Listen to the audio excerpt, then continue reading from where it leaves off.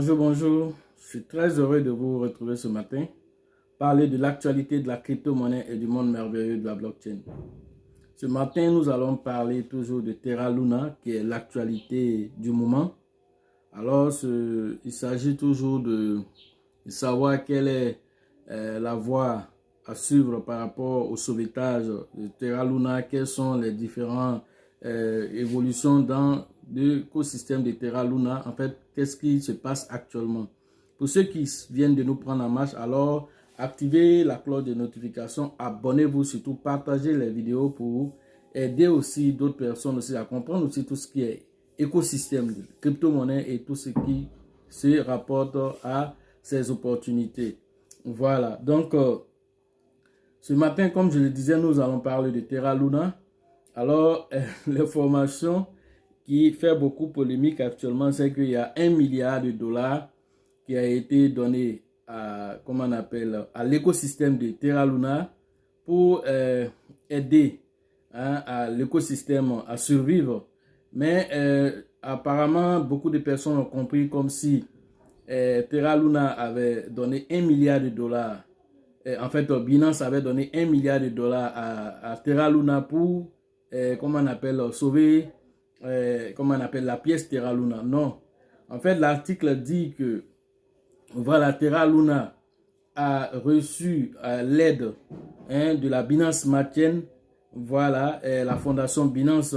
Alors, cette fondation-là a proposé 1 milliard de dollars à l'écosystème. Je précise bien, l'écosystème est différent même de la blockchain Terra Luna. Alors, l'écosystème, c'est quoi? C'est que, en fait, Terra Luna, vous comprenez que c'était la deuxième grande, comment on appelle, DeFi, de protocole DeFi, parce que il y avait beaucoup d'applications sur sa blockchain, ce que vous ne savez pas. Après, comme on appelle l'USDT et l'USDC, venait directement de Terra Luna. Donc, voir que lui, il tombe de cette façon-là, alors c'était pas facile.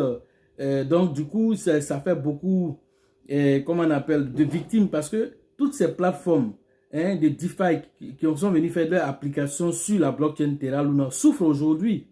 Alors, c'est ceux-là que Binance cherche à sauver, en fait, en proposant, à partir de sa fondation Binance Smart Chain, à ce qu'ils intègrent cette fois-ci, quitter la blockchain Terra Luna pour venir dans la blockchain de Binance, qui est la Binance Smart Chain, alors venir continuer à développer leur projet là-bas. Alors, c'est à ceux-là que Binance propose 1 milliard de dollars pour développer leur application maintenant sur la BSC. Alors, voilà ce qui est en train de se passer. Ça ne veut pas dire qu'il a proposé 1 milliard de dollars à Terra Luna pour faire face à ces difficultés. Il a proposé des solutions qui n'ont pas été écoutées par le CEO de Terra Luna. Il a proposé de ne pas procéder à ce fork qu'il est en train de faire aujourd'hui. Alors ce fork-là, actuellement, les développeurs sont partants pour ce fork. Alors qu'est-ce qu'on a compris aussi avec les informations? C'est qu'il se trouve que la fondation Terra Luna, qui disposait de 80 000 bitcoins, alors n'a plus rien. Pourquoi? Parce que lorsque l'UST, son stablecoin a commencé à piquer du nez, alors ils sont allés vendre des bitcoins pour venir essayer de sauver. Alors, comme la maison brûlait, ils cherchaient tous les moyens qu'il fallait pour pouvoir essayer d'arrêter cet incendie. Alors, ils ont pratiquement épuisé tous les fonds qui étaient dans leurs réserves, parce que leurs réserves étaient en bitcoin au lieu de faire ça en dollars, et ils ont mis ça en bitcoin. Donc, ils sont venus prendre ça pour essayer de colmater les bras. Ils n'ont pas réussi à le faire. Alors, selon les informations, il se trouve qu'il reste seulement que 150 millions par rapport à plus d'1 milliard de dollars qui étaient là-bas. S'il ne reste que 150 millions, comment ils vont faire pour rembourser les gens?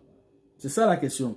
Alors, la seule solution qui s'offre à eux, certainement les développeurs ont plus d'informations que nous, qui était de procéder à ce fork-là. Alors, grâce à ce fork-là, c'est comme si c'est une nouvelle blockchain où on repart de zéro. C'est vrai que ceux qui ont perdu beaucoup d'argent seront lésés dans la chose, parce que, quelles que soient les pièces qu'on va leur donner, ça ne pourra plus revenir à la même hauteur des investissements qu'ils ont fait. Voilà, c'est ça qui est un peu le hic. Mais les développeurs, eux, vont recevoir beaucoup de pièces pour ne pas qu'ils migrent pour aller vers un autre projet. Or, c'est ce que Binance est en train de proposer pour dire, bon, votre maison est actuellement en train de tanguer, ou bien votre navire est en train de tanguer, votre maison vraiment a pratiquement brûlé sur le côté. Alors, venez chez moi ici. Voilà, je vous donne des fonds pour continuer à développer vos applications et puis travailler aisément. Voilà, donc c'est cette migration-là que Binance est en train de proposer et il n'est même pas le seul à proposer. Il y a Polygon qui essaie de proposer aussi la même chose. Alors Polygon comment on appelle, Newal qui propose aussi lui aussi une solution aussi de migration aussi pour que ceux-là viennent aussi travailler sur sa blockchain pour développer leur application là-bas, continuer. Il y a plusieurs projets qui étaient, comment on appelle, sur la blockchain de Terra Luna. On peut citer quelques-uns de ces projets. Maintenant, pour que chacun sache que ces projets-là qui se développaient là-bas, ce sont des projets très sérieux tels que Mirror Protocol. Ce sont des projets qui étaient développés sur la blockchain. Il y a le Synapse, il y a Wormhole, qui sont des projets qui interagissaient directement avec la blockchain Terra Luna qui était, comment on appelle, implémenté sur la blockchain Terra Luna.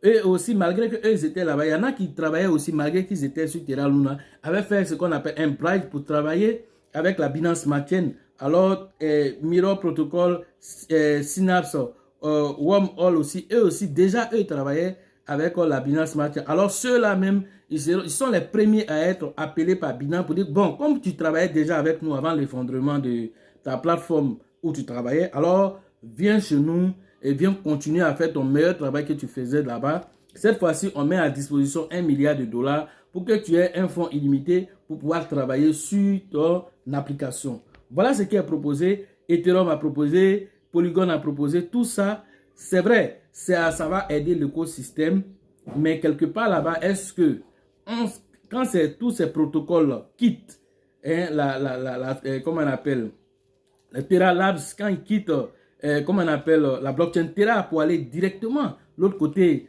chez Binance, est-ce que cela arrange Terra Luna? Parce que n'oubliez pas que ces développeurs, quand ils sont là, alors ils vont créer des applications décentralisées, ils vont faire ce staking et tout ça va générer de l'argent à la blockchain. Maintenant, si on vient chercher toi tes clients pour envoyer ailleurs, maintenant tu vas travailler avec qui? Voilà de quoi il s'agit en fait. Donc, est-ce que ça c'est une aide ou bien c'est quoi? Alors, je vous laisse la question. Maintenant, ce que vous devez savoir, c'est que les $1 milliard, c'est pour les développeurs, pour aider les développeurs à continuer leur application. Ça n'a pas été donné comment on appelle, à Terra Luna pour pouvoir sauver sa plateforme. Ça n'a pas été fait pour ça. Voilà, il faut que ça soit clair dans les esprits. Voilà, sinon l'aide a été apportée, mais il n'a pas écouté. Celui de Terra Luna, le CEO de Terra Luna, vraiment, n'a pas été quelqu'un qui écoute. Alors, il savait pourquoi il n'écoutait pas, peut-être du fait qu'il n'avait plus d'argent. Alors, toutes les solutions qu'on proposait n'étaient pas des solutions viables pour lui. Voilà, donc au fur et à mesure que nous avançons, toutes ces informations vont se clarifier parce que rien ne va rester à l'ombre. Au fur et à mesure, tout va sortir. Alors, vous serez les premiers à être informés. Quand on aura tout le bout de l'histoire, on va faire un résumé total de tout ce qui s'est passé, quels ont été les impacts sur la blockchain de Terra, sur l'écosystème même de la crypto-monnaie en général, quelle méfiance a créé autour des projets crypto. Si vous voyez que le CEO de Binance cherchait à aider, quelque part là, Binance est leader. Et Binance est en train de chercher à convaincre les pays d'accepter le Bitcoin, d'accepter les crypto-monnaies. Alors tu es en train de faire ça, on te dit, l'une des deux crypto-monnaies les plus cotées en bourse des crypto-monnaies qui étaient stables se fondre de 120 jusqu'à 0,0. Alors, toi, tu viens nous dire que les crypto-monnaies sont intéressantes. Alors, imagine-toi que c'est l'économie d'un pays qu'on avait mis dedans et que l'économie de ce pays se retrouve à zéro aujourd'hui. Qu'est-ce que le pays va dire à ses habitants que bon, vraiment, on avait investi dans les crypto-monnaies, mais voilà, la plateforme a fait... Mais les gens, ça va créer l'émeute dans le pays. Alors, donc, tout ça, c'est ce qui fait aussi que les gens sont hésitants. Alors, tout ça, Binance est en train de redonner confiance aussi en cherchant à aider le protocole à se relever. Tout ça aussi pour dire, c'est vrai, ils n'ont pas fait certaines simulations. Parce que, en fait, ce que vous ne comprenez pas, c'est que souvent, quand on voit dans les films américains, les gens font des simulations. Avant que les choses, les séismes n'arrivent, ce n'est pas pour rien. C'est-à-dire, on se prépare au pire. Lorsque le pire arrive, comment on va procéder? Par exemple, le 11 septembre, ce qui s'est passé, les tours qui ont été attaqués. Alors, depuis ce temps, il y a des simulations qui sont faites sur les axes sensibles des États-Unis. On appelle des scientifiques. Bon, essayez de nous proposer quels sont des plans de catastrophes qui peuvent arriver. Et quand ça arrive, comment on va faire? D'abord, comment on va pouvoir évacuer les gens? En combien de minutes, en combien de secondes, quelqu'un doit quitter sa position pour trouver un issue de sortie? Alors, tout ça, c'est calculé. De sorte que ces protocoles sont déjà établis et ça attend. Dès qu'il y a un problème déjà, qu'est-ce qui se passe? Les gens en même temps, on dit activer le protocole, comment on appelle, ils donnent des noms à ces protocoles-là. Activer le protocole X là-bas. On sait que c'est lié à tel événement. Alors les gens activent ça. La police est informée, la gendarmerie est informée, l'armée est informée, les ambulanciers ont été formés. Tout est cadré de cette façon. Parce que le 11 septembre a vraiment été, comment on appelle ça, mis les États-Unis à l'épreuve. Alors, ils ont compris. Et donc, dans tous les systèmes qu'eux, ils travaillent là, c'est comme ça qu'ils travaillent. Alors, un gars comme Binance, comme ça, qui a été touché aussi plusieurs fois aussi par les hacks aussi, alors lui aussi, il a mis aussi ce genre de protocole en place aussi. Alors, dès qu'il y a un problème qui se passe sur Binance, première des choses d'abord, interdire toutes les transactions, entrée et sortie, c'est-à-dire vente, et quoi, on interdit tout d'abord et puis maintenant on va chercher à voir où se trouve la brèche. Une fois que la brèche a été détectée, alors on va procéder à colmater ces brèches là et du secours on va maintenant chercher à rembourser les gens. Et comment ils remboursent les gens? Alors comme Binance par exemple a ce qu'on appelle un fonds de sécurité, hein? Ce fonds de sécurité, c'est une assurance. Alors toutes les transactions que nous faisons sur Binance, une partie de ces transactions est récupérée pour garder dans ce fonds de sécurité-là, dans cette assurance-là. Alors, dès qu'il y a un problème que Binance a, c'est là qu'on va prendre cet argent pour venir aider tous les utilisateurs qui ont été touchés par ce cynisme. Voilà comment Binance, lui, par exemple, il prépare. Alors, Terra Luna dit qu'il avait gardé des bitcoins de côté. Mais ces bitcoins-là, c'est dans quel cadre de figure? C'était à quel moment précis il fallait injecter tout ça? Est-ce qu'il a calculé ça? Oui, c'est vrai, tu as gardé. Mais est-ce que c'était au moment précis où tu as mis l'argent? C'est là-bas que tu devais mettre. Ou bien tu devais faire comment d'abord? Tout ça, il n'a pas prévu. Il a juste gardé du bitcoin. Quand ça va arriver, on va faire ceci. C'est un faux problème. Après, ça veut dire qu'il n'a pas bien préparé sa chute. Donc, cette gestion, elle a été mal faite. Alors, tout le monde va prendre leçon de ça aussi. Ça serait un cas d'école. Un cas d'école qui va parler à tous ceux qui ont de la DeFi, qui travaillent dans la DeFi, tous ceux qui ont des protocoles décentralisés. Alors, tous ceux qui ont des stablecoins. Aujourd'hui, tout le monde indexe aussi l'autre stablecoin qu'on appelle le DAI. Le DAI aussi est aussi dans la même lignée que c'est un stablecoin algorithmique aussi, même chose comme l'UST. Alors si l'autre a chuté, on se dit toi DAI aussi, il ne faut pas venir nous fabriquer quelque chose ici. Alors les gens aussi regardent le DAI aussi. Toi aussi il faut aller bien vérifier aussi parce que tu travailles de la même manière. Il ne faut pas aussi un matin aussi, les fonds qui sont là-bas vont disparaître aussi. Alors, tous les protocoles sont en train de revisiter encore leurs techniques. C'est pourquoi je dis c'est un cas d'école parce que ce qui est arrivé à l'autre, ça peut t'arriver. Donc, si tu ne te prépares pas aussi au pire et que le jour ça arrive, tu ne pourras pas dire que tu n'as pas été informé. Voilà. Voilà un peu ce que vous deviez comprendre sur tout ce qui est en train de se passer dans le monde de la crypto-monnaie et surtout sur l'actualité sur le Terra Luna. Alors, concernant le fork qui doit se faire, on a remarqué que tous les développeurs qui devaient voter ont pratiquement voté oui pour le fork au lieu du burn. Alors du coup, bientôt on sait que le 2.0 sera lancé. Alors si ce 2.0 est lancé, le Terra, on va voir l'ancienne blockchain, ce que nous avons nous tous, sera appelé, Terra Luna classique. Alors l'autre, le nouveau sera appelé Terra Luna. Voilà comment ça va se passer. Et maintenant, est-ce qu'il y aura une migration à faire? Tout ce qui va venir après ça, alors on aura toutes les informations. Vous serez les premiers aussi à être informés parce que nous irons au bout de cette histoire pour que chacun puisse savoir ce qu'il a à faire. Certains me posent la question, est-ce que c'est le bon moment de payer Terra Luna? Alors je ne peux répondre à cette question par l'affirmative parce qu'il y a beaucoup encore à faire, mais ceux qui se sont déjà positionnés, alors suivez le train.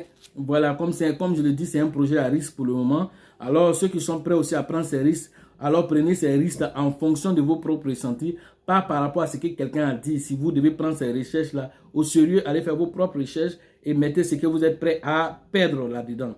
Voilà, parce que c'est ce que nous faisons. Alors, ça, c'est nous et notre ressenti. Nous choisissons d'avancer avec le projet. Alors, si tu sens la même chose, tu le fais, mais pas sur le conseil de qui que ce soit. Ceci n'est pas un conseil d'investissement, c'est juste une information à,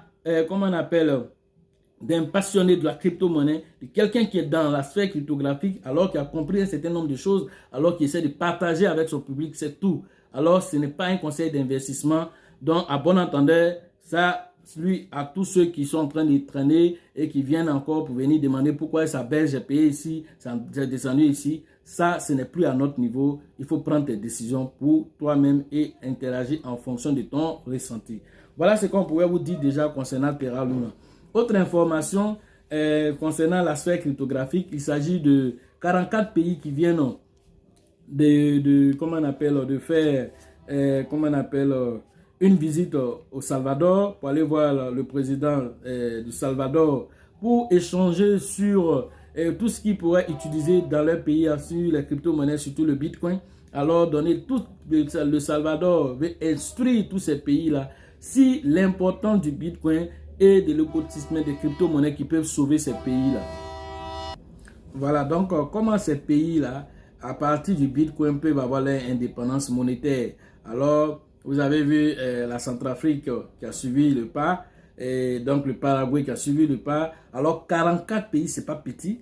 Alors, ces 44 pays se retrouvent au Salvador. Alors, parmi ces pays, nous avons eu le Sénégal, la Mauritanie. En tout cas, pour les pays de l'Afrique de l'Ouest, il y en a plusieurs pays, en tout cas, qui se sont, il y a des pays même dont je ne connais même pas l'existence, voilà, qui se sont retrouvés, et tous, 44 pays, avec, pour certains, les ministres qui sont allés les représenter, pour certains, ce sont des représentants financiers qui ont été, alors ces pays-là sont représentés, voilà, on n'a pas la liste exhaustive de tous ces pays, mais néanmoins, on sait que certains pays de l'Afrique de l'Ouest sont dedans, alors, ça serait par effet domino quand un pays va se positionner. Et donc, tout ce qui est en train de devenir dans le monde de la crypto-monnaie, c'est énorme. La Russie aussi est en train de se préparer aussi à accepter le Bitcoin. Alors, nous allons faire une vidéo spéciale. En fait, on va faire une vidéo spéciale sur tout ce que le Bitcoin est en train de faire. Pendant que les gens ne voient pas le Bitcoin venir, c'est-à-dire qu'il est en train de s'initier petit à petit dans toutes les sphères. Il est en train de s'initier, que ce soit dans la finance traditionnelle, que ce soit par les fonds d'investissement, que ce soit maintenant au niveau des pays. Alors, il est en train de conquérir tout un continent. Il est en train de conquérir tout le monde entier. Alors, tout le monde entier est en train de revenir dans ce qu'on appelle la bitcoinisation. Et donc, on va faire une vidéo spéciale pour vous montrer petit à petit où le Bitcoin est en train de partir et quelle importance tous les pays qui sont en train de migrer vers ces pays, quelle importance cela va avoir pour sur ces pays, quel impact positif cela va avoir sur tous ces pays et sur aussi les populations aussi, et quel impact aussi va avoir tout ceci sur l'économie mondiale et aussi sur la façon d'échanger entre nous. Voilà ce qui va se passer à travers cette vidéo spéciale que nous allons faire pour vraiment étayer et pour ouvrir encore l'esprit des uns et des autres, pour vous dire que le monde est en train d'aller, comme je vous ai dit toujours, une seule phrase, suivez la trace de l'argent. Une seule phrase, suivez la trace de l'argent. Parce que quand tu suis la trace de l'argent, parce qu'aujourd'hui les pays sont en train de suivre où en train de partir l'argent. L'argent est en train de partir dans les réserves de valeur. C'est dans quelle réserve de valeur que l'argent est en train de partir? C'est dans le Bitcoin que l'argent est en train de partir. Alors les pays suivent la trace de l'argent et c'est ce qui est normal. Alors si le pays suit l'argent, les traces de l'argent, toi en tant qu'individu, tu as déjà informé avant certains pays. Toi tu es déjà informé avant certains pays. Alors viens te former, sécurise même tes acquis. Alors pour que tu sois parmi ces personnes émergentes pour 2025. Voilà, c'est la date butoir que nous ont donnée. On peut aller au-delà de ça, mais en tout cas, d'ici cette date, pour tous ceux qui se sont positionnés sur de bonnes cryptos maintenant, pourront sourire à cette période. Mais pour que aussi tu puisses sourire, il faudrait que tes acquis là soient aussi tes acquis. Parce que le pirate aussi est assis là. Lui aussi, il sourit. Parce que voilà, il dit, voilà, bon, il y a au moins 10 000 comptes qui sont sur Trust Wallet où j'ai déjà marqué. Alors, ces 10 000 comptes-là, c'est bon. Actuellement, la plupart de ces comptes-là, ils sont à 200, 300 $. Mais quand j'évalue avec les crypto-monnaies qui sont dedans, au moins chacun de ces comptes, pour certains, vont appeler 100 000 $. Pour d'autres, ça serait 500 000 $. Pour d'autres aussi, ça serait 100 000 $. Alors, voilà le calcul que je fais pour pouvoir récupérer ces crypto-monnaies en chemin. Donc, lui aussi fait ses calculs aussi par rapport à ça aussi. Alors que toi, tu penses que le portefeuille t'appartient, ça ne t'appartient pas du tout. Parce que tu es en train de travailler pour quelqu'un d'autre, parce que tu refuses de te former, tu refuses de sécuriser tes acquis. Alors, tu n'auras que tes yeux aussi pour constater les dégâts par rapport à ta négligence, par rapport à ton manque d'initiative, par rapport à ta procrastination. Alors, tout ça, tu auras que tes larmes pour constater cela parce que tu as refusé de venir te former pour sécuriser tes acquis. Voilà ce qu'on pouvait vous dire ce matin sur tout ce qui est crypto-monnaie et opportunités de crypto-monnaie et surtout sur l'actualité sur Terra Luna. Alors pour tous ceux qui veulent faire les formations en ligne, c'est tous les jours que nous faisons ces formations en ligne. Voilà, donc voilà, le numéro est dans la description. Entrez en contact avec moi pour l'heure, je suis encore dans la nuit d'Abidjan afin que, voilà, pour ceux qui veulent faire les formations, comme on appelle, physiques individuelles, alors je pourrais leur faire cette consultation-là, comme les Burkinabés m'ont prêté le mot, voilà, leur faire cette consultation personnelle avant que je replie. Voilà. Et donc, pour la formation, la 4e édition, cette fois-ci pour Abidjan, c'est toujours avec le leader Elisabeth, le leader Bill, le leader Georgette, pour ceux qui veulent s'inscrire pour la 4e édition qui aura lieu très bientôt. Parce que dès qu'on a fini la 3e édition, les gens nous posaient la question, mais la 4e édition, c'est quand on finit tout de suite en même temps, ils veulent la 4e édition. Alors, il faut comprendre là qu'il y a déjà de l'intérêt, il y a déjà, ils savent déjà qu'en venant, ils vont venir encore apprendre encore des choses extraordinaires, des choses cachées, surtout des choses cachées qui pour certains étaient édifiés de savoir qu'ils pouvaient faire de l'argent avec la crypto-monnaie tellement facilement que ça, pour certains c'était étonnant. Voilà, même pour des traders qui étaient sur le Forex, qui étaient étonnés de constater tout ce que nous sommes en train de faire. Alors pour dire que tu peux faire ce que tu fais d'habitude, mais ici encore c'est une autre réalité. Alors quand tu combines les deux, tu es un gagnant. Voilà de quoi nous parlons ici. Alors tu ne te diras jamais que tu connais tout déjà. Comme moi-même, je ne me dis jamais que je connais tout parce que je continue d'apprendre, je continue de me performer. Alors tout ça pour dire que chacun d'entre nous doit chercher.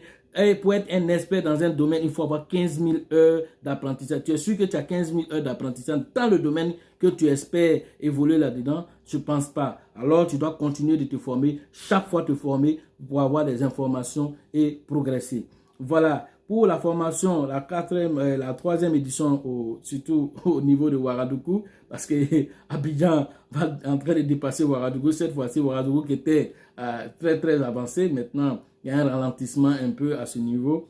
Bon, on sait aussi qu'il y a eu aussi un moment de crise là-bas. Vivement que les choses reprennent très rapidement. Voilà, on est de cœur avec les gens du Burkina. Alors, rentrez rapidement en contact avec le leader Dieudonné afin comment on appelle, d'interagir pour vos différentes inscriptions afin que nous soyons pour cette 3e édition à Ouagadougou pour interagir et échanger nos expériences.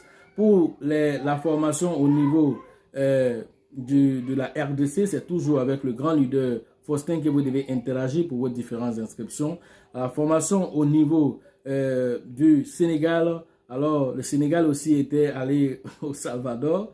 Voilà, il était parmi la liste des pays qui étaient là-bas. Félicitations aux Sénégalais pour cela.